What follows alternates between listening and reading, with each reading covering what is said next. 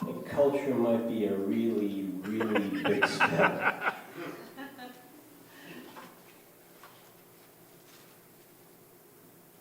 I'm thinking about midgets in bathtubs for some reason. I'm going to read a few poems.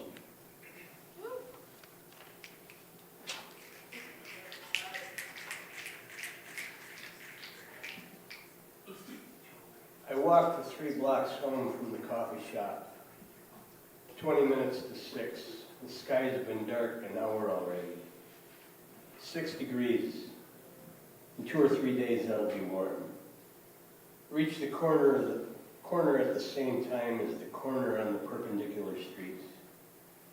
He waves me by. I walk.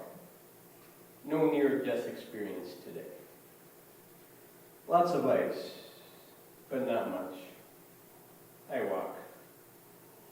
The dog inside the building to my left goes nuts. I tell it to shut the fuck up. Can't see the dog, but it sounds big. Like a big ass barking crazy fuck.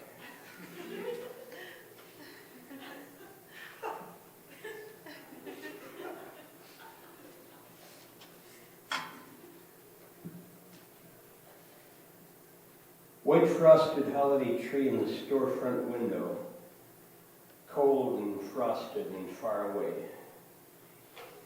The bus ride's slow, 5 years long. That's true if you've ever rode MTC. Killing inches. The air is damp on a damp December night. I want to see a real tree. There's one, there outside the window. I forget what it looks like 5 minutes later. There's an abscess on my toe. I remember it now as it scream throbs. As it scream throbs, can't read my own writing. As it scream throbs on a bus full of ghosts. I'm glad the museum is only 4 blocks away. I gotta take a piss like you wouldn't believe.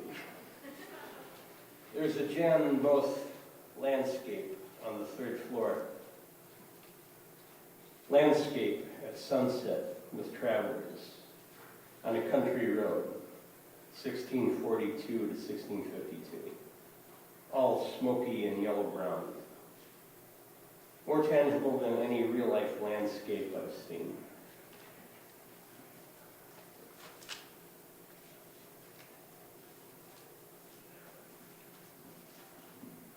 And most of my pieces are not titled, and most really don't have a beginning or an end. So you have to maybe just kind of into it.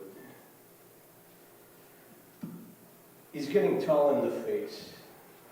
A tall man looking tall. Bored eyes, opaque and wide open, the color of sky. I think I'm going to do one more. It's from one of my chapbooks. I brought 2 along with two different chapbooks with me. And they're for sale if anybody's interested. Just talk to me later.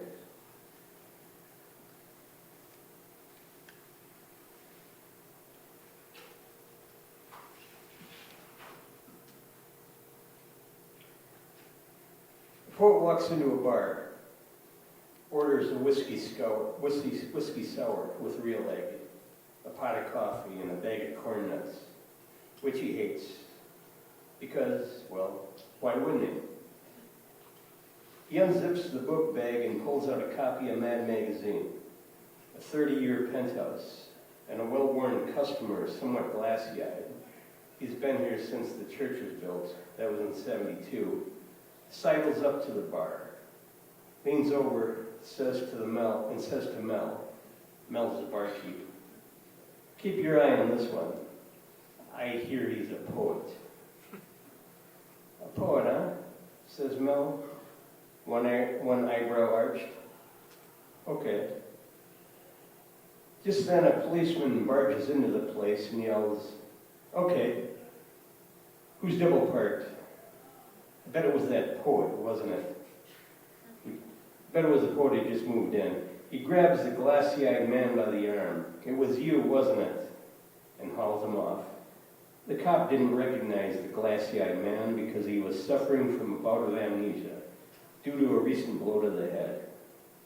It's caused some minor issues and a few funny stories in the department, but he mostly does his job, so they let it go.